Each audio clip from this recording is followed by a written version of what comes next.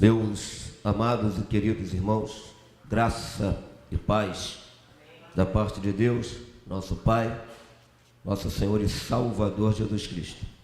Quero expressar aqui, quero deixar evaporar da minha alma a alegria de voltar aqui a essa tribuna. Isso aqui não é um altar, altar é o coração, isso aqui é um púlpito, como diz Neemias, para pregar a palavra, expor a palavra e abençoar o povo. Mas eu fico alegre estar aqui, vendo amigos, não vou citar nomes que eu serei ingrato, tá? Então a minha gratidão fica em nome do pastor e assim eu agradeço a todos, tá bom? Amém? Eu vou convidar você para abrir a Bíblia comigo em João, capítulo 11. Enquanto você o faz, deixa eu contar para você, essa coisa de pregar a palavra de Deus é complicado, porque o Espírito Santo às vezes coloca a gente em umas encruzilhadas, que a gente pensa até em ignorar a voz dele, dizendo essa coisa da minha cabeça. Eu estou desde ontem estudando em casa, preparando uma mensagem. Estou com esboço ali, até falei para o pastor Liel, eu ia pregar sobre a árvore do meio da terra, que o topo chegou no céu, vista em toda a terra, cuja a folhagem era formosa, fruto abundante e tinha sombra para abrigar quem precisava de proteção. Estava empolgado, irmãos. Puxa vida, eu falei, puxa vida, vou arrebentar hoje. E aí, quando a nossa irmã, a pastora Rose, leu o capítulo 11, eu peguei o pastor Alex lendo Apocalipse 3, a irmã leu Ezequiel 37, vários textos foram mencionados e propalados aqui, mas quando ela leu o capítulo 11, por hora eu me empolguei. Falei, a empolgação, tipo avivamento frívolo, aquele que é entusiasmo, empolgação, euforia, depois passa. Um avivamento que não dura, que o tempo apaga e acaba com ele. E aí o texto que o Espírito Santo pôs no meu coração para compartilhar com vocês é nesse texto aqui, tá bom? Se me convidar, pastor, eu volto para falar da árvore. Queridos, vamos lá, capítulo 11 do Evangelho segundo João, e também vou mencionar o capítulo 12. A parte que eu quero ler apenas é aquela que foi lida, capítulo 11, verso 2, que diz assim: e Maria era aquela que tinha ungido o Senhor com unguento. Ele tinha enxugado os pés com os seus cabelos, cujo irmão Lázaro estava enfermo. Mandaram-lhe, pois, suas irmãs dizer: Senhor, eis que está enfermo aquele que tu amas. Jesus, ouvindo isso, disse: esta enfermidade não é para a morte, mas para a glória de Deus, para que o Filho de Deus seja glorificado por ela. Ora, Jesus amava a Marta e a sua irmã e a Lázaro. Vamos ao versículo 28. E, dito isso, partiu e chamou em segredo a Maria, sua irmã, dizendo: o mestre está aqui e te chama. Ela, ouvindo isso, levantou-se logo e foi ter com ele. Ainda Jesus não tinha chegado à aldeia, mas estava no lugar onde Marta o encontrara. Vendo, pois, os judeus que estavam com ela em casa e a consolavam, que Maria apressadamente se levantou e saíra, seguiram-na, dizendo: vai ao sepulcro para chorar ali. Tendo, pois, Maria chegado onde Jesus estava e vendo, lançou-se aos seus pés, dizendo-lhe: Senhor, se tu estivesse aqui, o meu irmão não teria morrido. Jesus, pois, quando a viu chorar, e também chorando os judeus que com ela vinham, moveu-se muito em espírito e perturbou-se. E disse: onde o puseram? Disseram-lhe: Senhor, vem e vê. Jesus chorou. Capítulo 12, verso 1. Foi, pois, Jesus 6 dias antes da Páscoa a Betânia, onde estava Lázaro, o que falecera, e a quem ressuscitara dos mortos. Fizeram-lhe ali, pois, uma ceia. Marta servia, e Lázaro era um dos que estavam com ele à mesa. Então, Maria, tomando uma libra de unguento de nardo puro, de muito preço, ungiu os pés de Jesus e enxugou-lhe os pés com seus cabelos, e encheu-se a casa do cheiro do unguento. Amém. Amém. Podem sentar, queridos. E sua atenção para mim vai ser muito importante.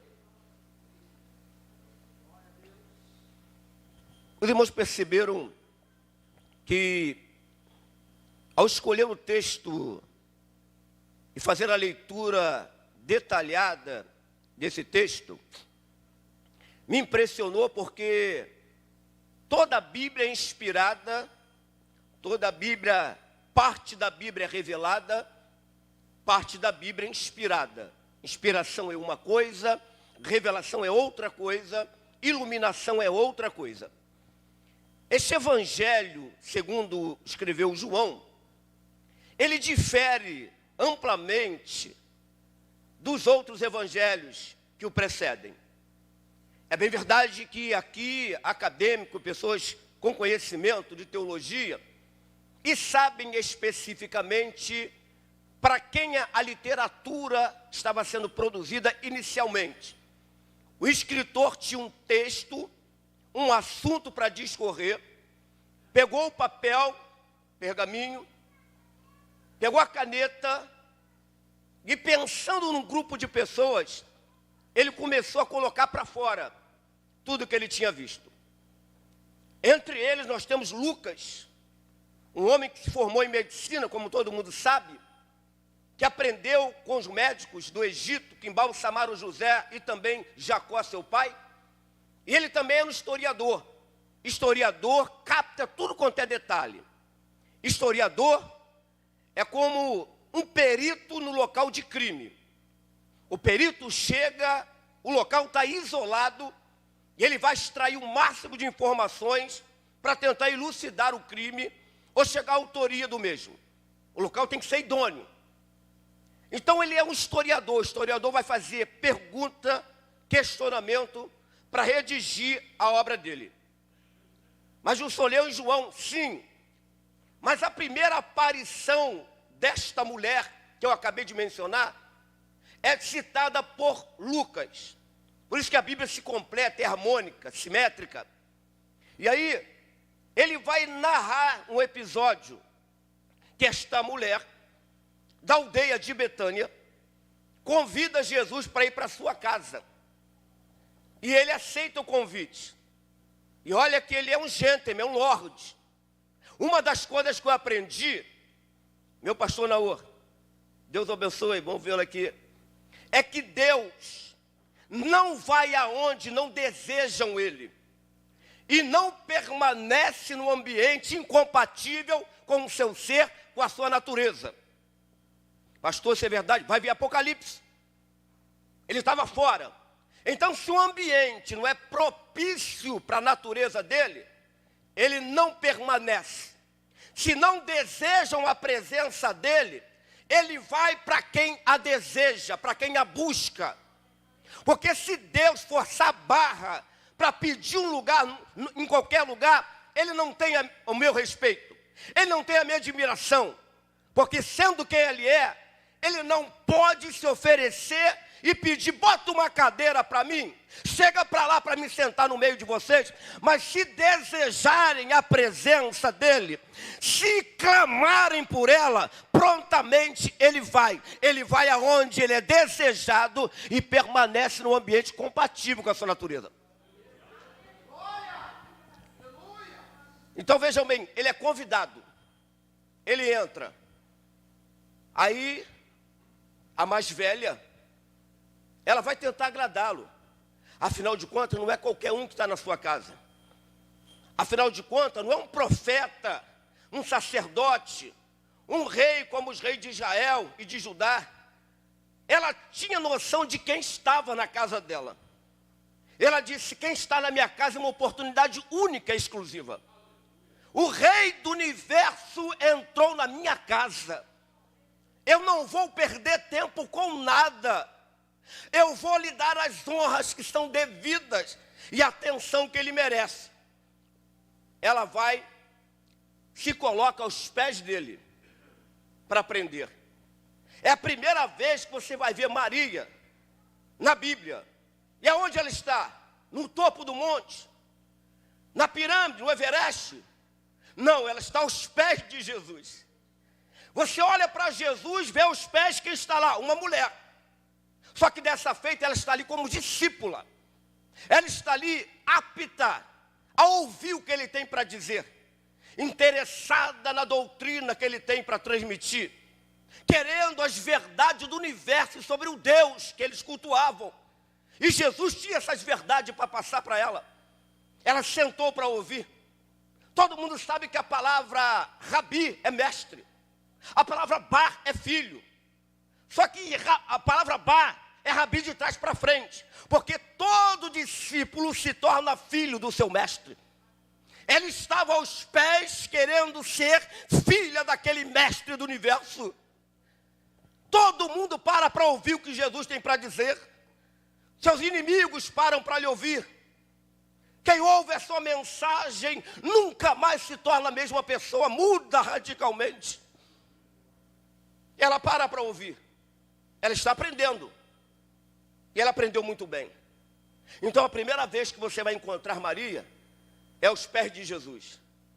E quer um segredo? Você sabe qual é a pirâmide do crente? Os pés de Jesus. Só que a gente hoje tem o WhatsApp. A gente tem o Facebook, o Instagram. Eu não preciso dos pés de Jesus para vender a minha imagem. Para criar uma imagem e vender como todo poderoso da Bíblia. Como a mulher de Deus. Só que Deus não tem o WhatsApp.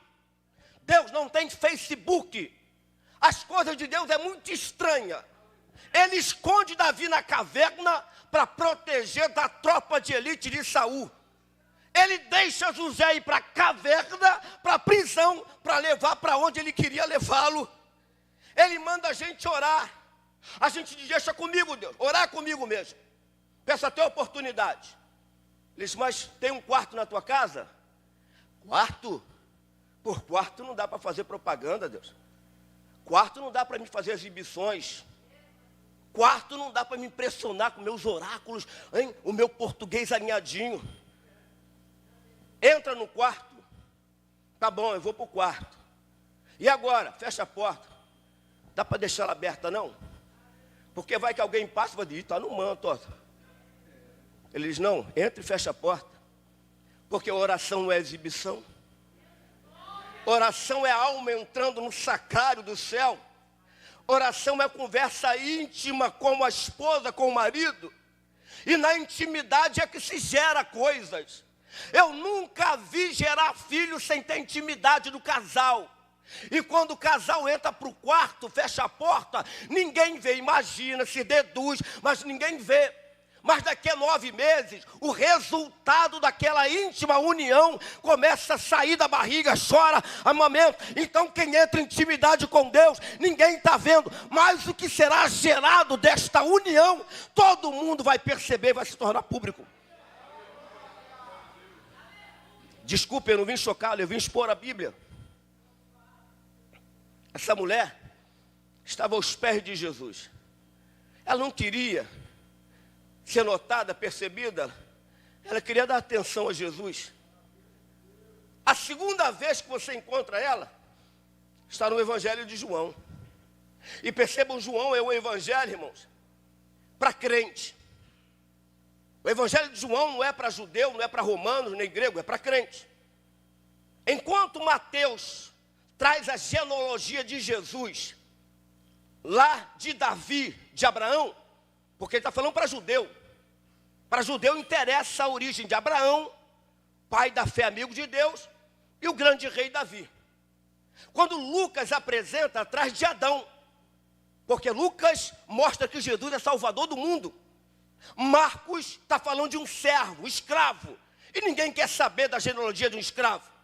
E João não traz porque, enquanto eles apresentam Jesus vindo de Abraão, de Davi, de Maria, João diz, vou apresentar um Jesus que eles não apresentaram. Ele não tem faixa etária. Ele não veio de um ventre de Maria. De onde ele veio, João? Ele veio da eternidade. No princípio era o verbo era Deus, estava com Deus e se manifestou cheio de graça e de verdade entre nós. Ele traz Jesus da eternidade. O Evangelho de João, ele apresenta Jesus como 7 eu sou. Ele diz primeiro que Jesus é o pão da vida, ele é a luz do mundo, ele é a porta de acesso, ele é o bom pastor, ele é a vida, o caminho, ele é a ressurreição e a vida. Ele está dizendo, gente, ele é tudo. Se você veio para o culto, você está com fome, ele é pão para saciar a tua fome. Se você está em treva, não sabe para onde ir, está encurralado, ele é a luz para te guiar. Se você não tem porta, ele é a porta de acesso. Ele é tudo que você precisa. João nos apresenta esse Jesus. Apresenta 7 discursos de Jesus. O primeiro, príncipe Nicodemos. Segundo, para aquela mulher, ele deixa um príncipe para falar para a samaritana. 7 milagres e sinais operados por ele. O primeiro, tipo Gênesis, transforma a substância da água em vinho. Na química, a substância do vinho é muito maior que H2O. Mas ele mostra que ele é Deus. E ele pode alterar e mudar substâncias de composições químicas. E o último milagre, ressurreição de Lázaro. Poder e domínio sobre a vida. Mas vamos ao texto para mim não cansá-los. Esse texto, irmãos, é extraordinário. Porque ele vai ter o cuidado de revelar uma coisa de Jesus por esta família.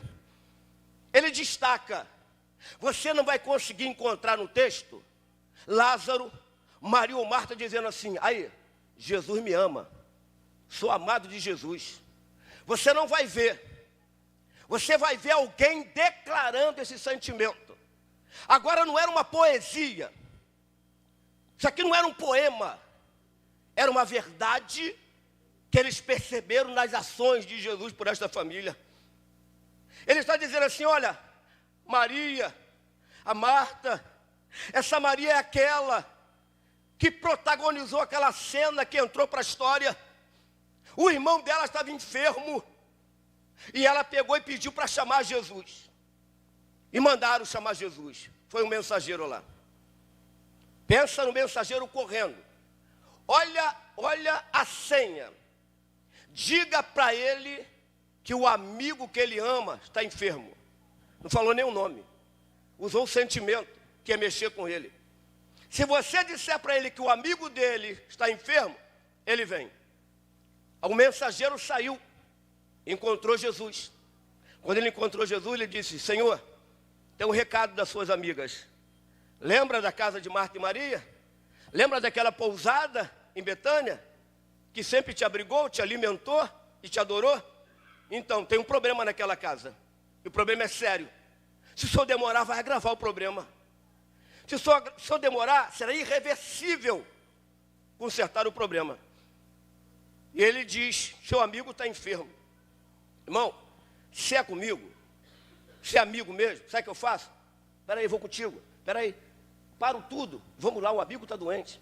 Sabe o que Jesus fez? Tá legal. E aí, já deu recado?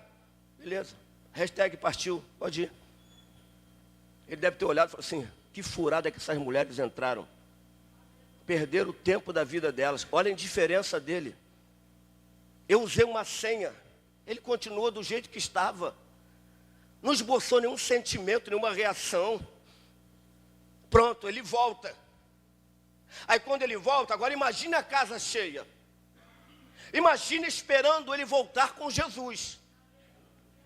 A expectativa era essa, irmãos.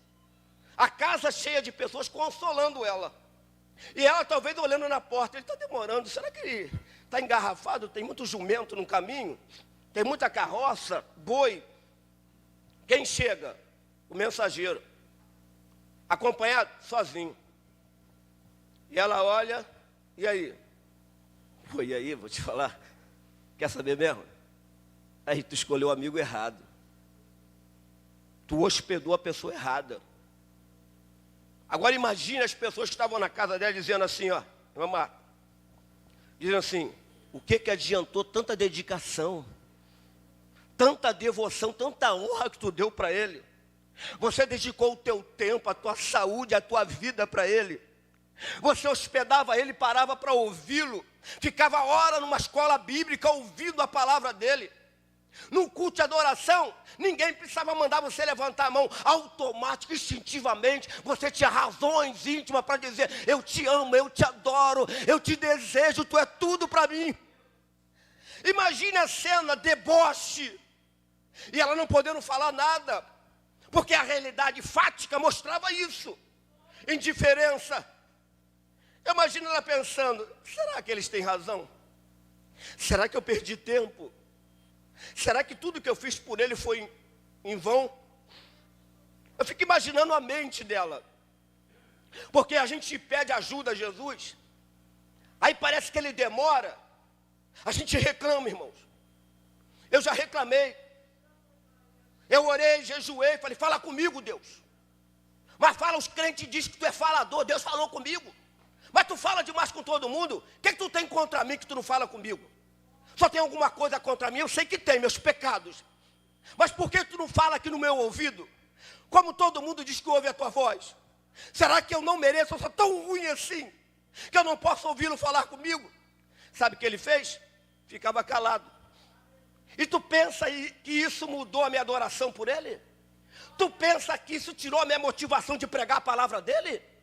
Tu pensa que eu perdi o prazer em dobrar o joelho e derramar lágrimas?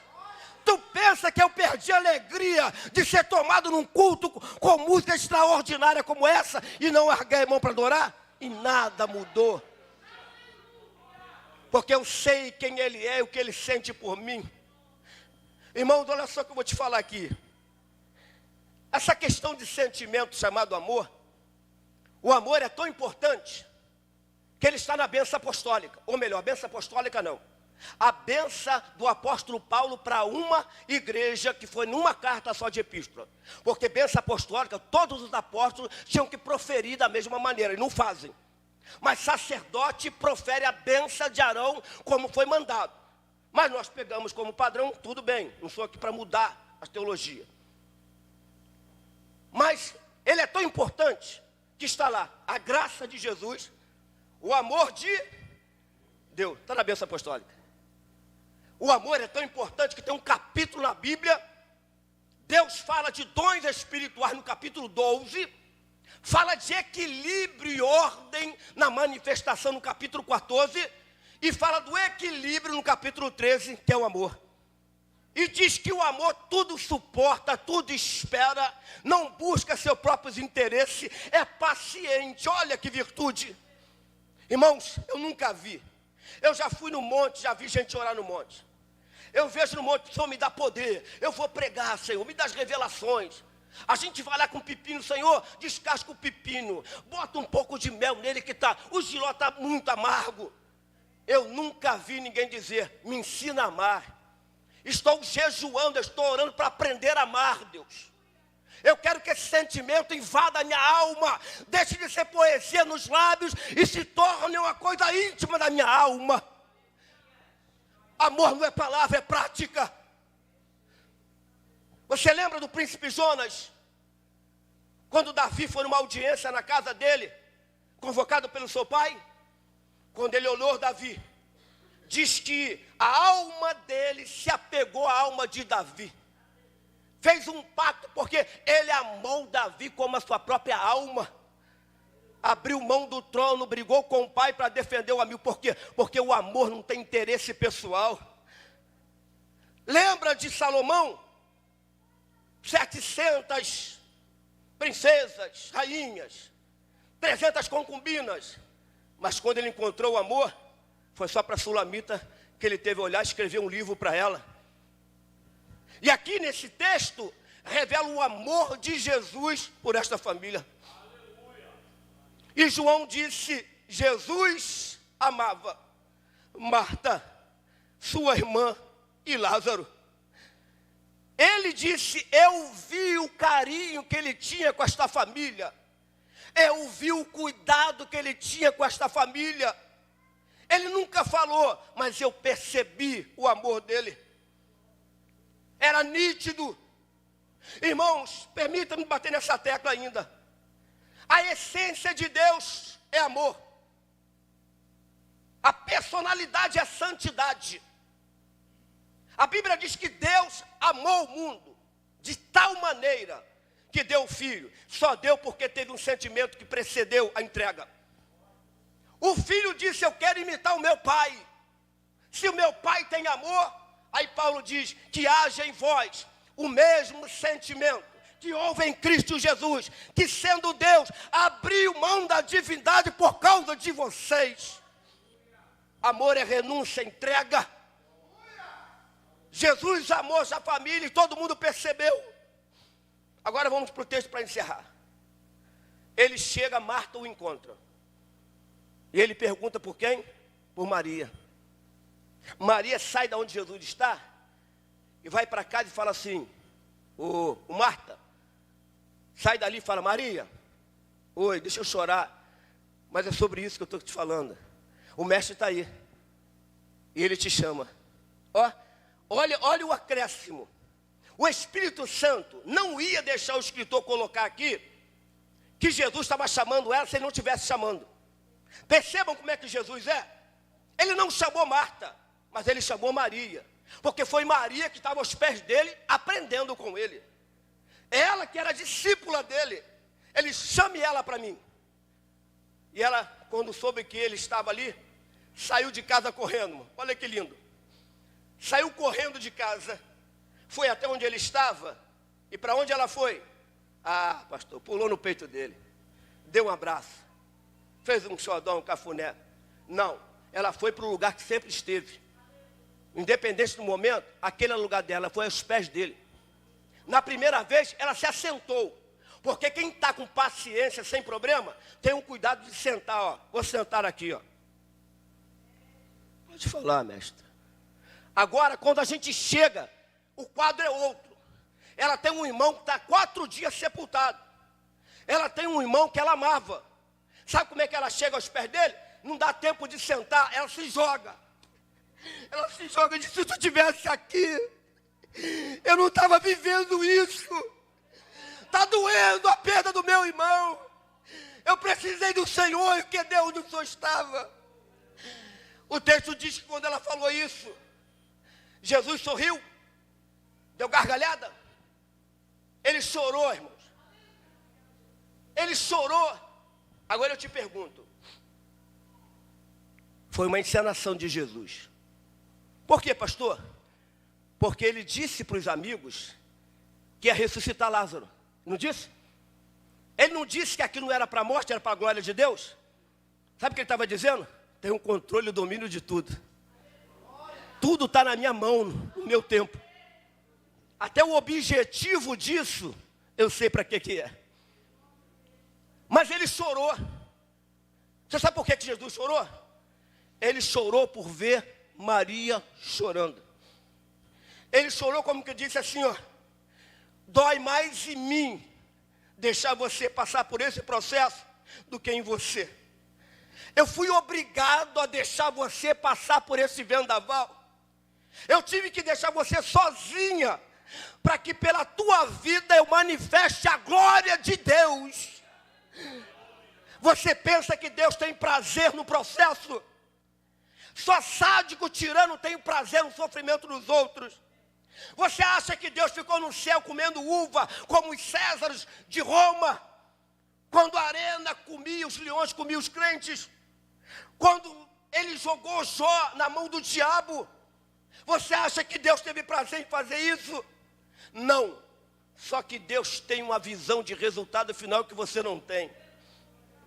Só que Deus sabe o resultado desse processo, que Ele não pode te falar, você não vai entender. A nossa mente é limitada, é tolhida para entender um processo divino. Então Deus tem que se calar e dizer: eu me calo, mas não perco o controle. Eu me calo, mas não te deixo sozinho. Eu me calo, mas estarei com você em todo o processo. E eu estou sentindo tanto quanto você a dor do processo que você está passando. Olha que coisa extraordinária. Uma mulher conseguiu mexer com as emoções de Jesus. Fez ele chorar. A pergunta dele: vamos resolver esse problema logo. Onde é que vocês botaram ele? Você conhece a história? Levam Jesus até lá. Ele olha para o céu e diz: Pai, sei que sempre me ouve, eu não tenho dúvida nenhuma. Mas é por causa deles que estão aqui, para que saibam que tu me enviaste. Depois de falar com o Pai, Ele manda que Lázaro saia para fora. Agora, irmão, olha que extraordinário. Os crentes não morrem. O corpo vai ao pó. A estrutura biológica vai ser devorada pelas bactérias que moram nesta casa. Mas a alma vai para outra dimensão. Lembra do rico Lázaro? Não é parábola, é história. Estava no seio de Abraão e o outro atormentado. Um consolado, o outro atormentado. Mas olha o que me chama a atenção, o que me encanta. Jesus traz Lázaro de volta. Agora imagine Lázaro chegando lá, encontrando Abraão, encontrando Davi. Mente de pregador. Imagine um culto, eles cantando algum dos salmos que Davi lembrou. Imagine Moisés dizendo: a liturgia é comigo, porque eu era o homem da lei. Davi disse: então a música é comigo. Aqui não precisa de sacerdote. Imagine um culto. Aí chega alguém, um convidado. Quem é que entra no culto? Lázaro. Tu vem da onde? Lá de cima. Betânia. Ele já chegou? Não, já chegou, já está fazendo uma bagunça lá. Aonde ele vai, a multidão acompanha ele. Ele não saía da minha casa. Como é que é esse negócio? Ele não saía da minha casa. Na minha casa eu dava atenção a ele. Minha irmã parava para ouvi-lo. E minha outra irmã parava para fazer alguma coisa para ele. Todo mundo se ocupava com a presença dele. Imagine dizendo: então você vai dar uma saudação e diz para a gente como é que ele é. Ó, imagine ele pegando lá o microfone. Imaginação de pregador. Quero cumprimentar o seu Abraão, pai da fé, amigo de Deus. Quero cumprimentar aí o nosso muito digno legislador, libertador Moisés. Seu Arão, da clã de sacerdotes. Um prazer, li muitos seus livros. Quero cumprimentar o profeta Isaías, sou o mais perfeito dos profetas. Elias, que coragem, que ousadia, que intrepidez. Seu Daniel da cova, como ouvi falar do Senhor, seu Daniel. Aí quando ele vai começar a mensagem, a voz: Lázaro! Lázaro, ele diz: volta para outro culto, ele está me chamando, estou voltando. E ele volta. E tiram ele. Agora vejam, a mulher estava aos pés aprendendo. E ela aprendeu a ter fé. Ela aprendeu a acreditar. Ela aprendeu que Jesus é tudo aquilo que Ele disse que é. E quando a gente aprende, a gente sabe aonde ir quando tem problema. A gente vai aos pés dEle. Vai chorar, vai clamar. E depois, de novo aparece ela. Aonde? Capítulo 12. Eu não encontro essa mulher em outro lugar. Só que ela agora não volta para aprender. Não volta para pedir. Ela volta para o culto de ação de graça. Capítulo 12. Há um banquete em Betânia. Jesus está lá. Lázaro está do lado. E Marta, como sempre, servindo. Maria diz: quer saber? Meu lugar eu já sei onde é. E eu preparei um presente para ele. Eu preparei um perfume caro. Custa caro que eu vou dar a ele. Foi pensando nele que eu guardei isso aqui. Aí a gente diz que ela quebrou. Irmão, se você pegar um vidro de perfume e quebrar, perde a essência. O líquido vai se perder. Ela tirou o lacre. Porque ela sabia para quem ela estava dando, para quem ela guardou aquilo. Ela tirou o lacre. Ela foi lá e colocou aos pés dele. Ela chorou aos pés dele. Ela não tinha toalha, ela pegou os cabelos, tentou enxugar. Olha que cena extraordinária. O culto cheio de gente, sentado na mesa comendo. Mas uma mulher mudou o clima do culto. Uma mulher mudou o ambiente do culto. sozinha, sem ajuda de ninguém. Não tinha coral, não tinha orquestra. Ela tirou o lacre e diz o texto que quando ela esparramou o perfume, a casa se encheu daquela fragrância. Agora, por quê? Por que que a casa não encheu da fragrância antes? Porque fragrância tapada, selada, não exala no ambiente. Tem que tirar o lacre e romper para espalhar no ambiente. Por que que num culto como esse tem gente que tem essência na alma, mas a alma está entupida, a alma está travada? Eu quero te convidar, tire o lacre da tua alma e deixa a essência tomar conta desta casa. A casa foi tomada daquele cheiro. Até quem estava indiferente não conseguiu ficar sem exalar o cheiro. E aqui eu encerro. Você já percebeu uma coisa, irmãos? Olha só. Eu já percebi, quando a gente entra no ambiente, que o cheiro não é agradável. 1 minuto eu encerro, prometo. Qual é a atitude que a gente tem? Primária. Quando chega num lugar, pastor Alex, que o ambiente está fétido, as bactérias produziram aquele odor desagradável, alguém chega num lugar desse e faz assim, ó. Rapaz, que negócio gostoso é esse? Tu vai dizer, tu é doido, irmão, tu é urubu, rapaz. Tu é atraído por carniça, tu é urubu.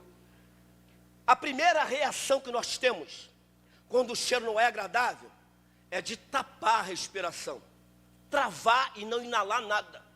A gente faz assim, e corre para sair do ambiente, porque o cheiro é desagradável. Agora, ao contrário, sente perto de alguém, não vou citar a marca de perfume para não, né, já me orientaram isso aí, não faz isso, tal.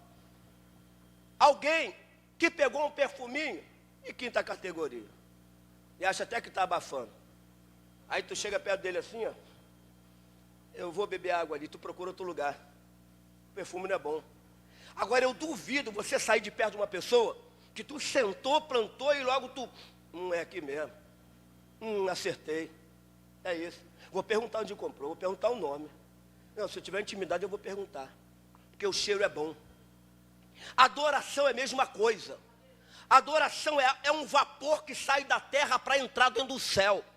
Só que tem adoração que Deus trava a narina, diz, não recebo, me recuso a inalar isso. Mas tem adoração que quando sai daqui, parece que eu vejo Deus chegando e dizer, esse eu recebo de peito aberto. Ele abre os peitos, ele puxa para dentro. Adoração invade o céu com um aroma agradável. E você pode hoje deixar o céu agradável e cheiroso.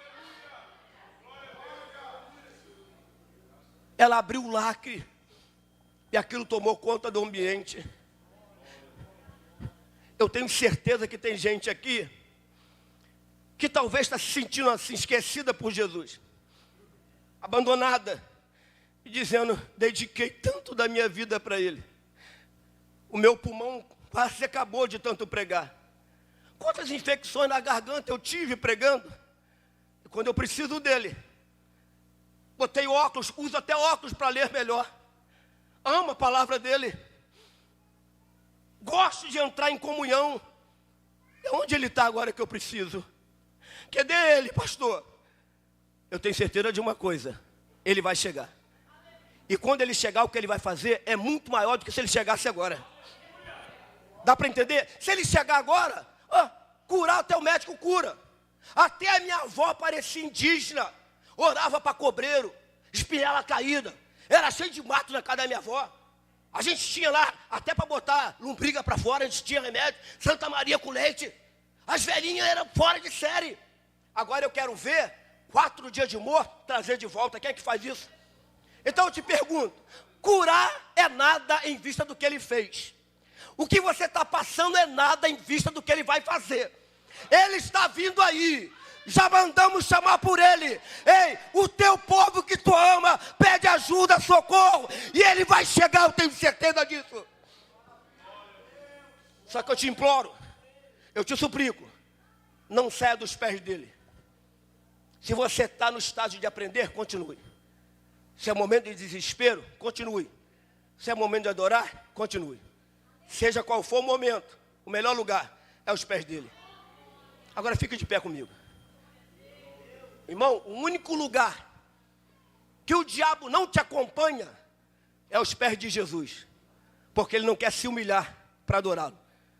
Ele pediu Jesus para dobrar-se diante dele. Porque ele não se dobra. Então quer que o diabo corra de você? Vai para os pés de Jesus. Porque ele não adora Jesus, ele não ora no nome de Jesus. Ele não vai te pegar aos pés de Jesus. Se tem um lugar que você se esconde das trevas, é prostrado aos pés de Jesus.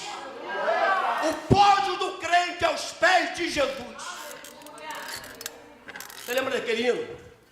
Perto quero estar, junto aos teus pés. Só que eu não vou cantar não. Cadê o cantor? Cadê a cantora?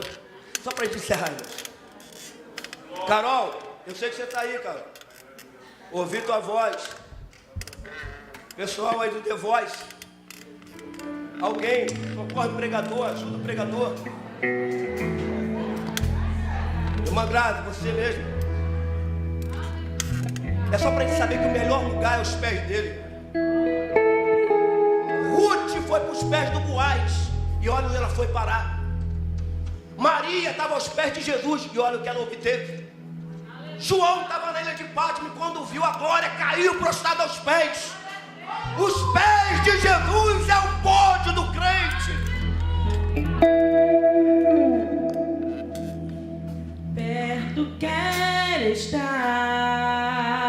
Aleluia, aleluia. Junto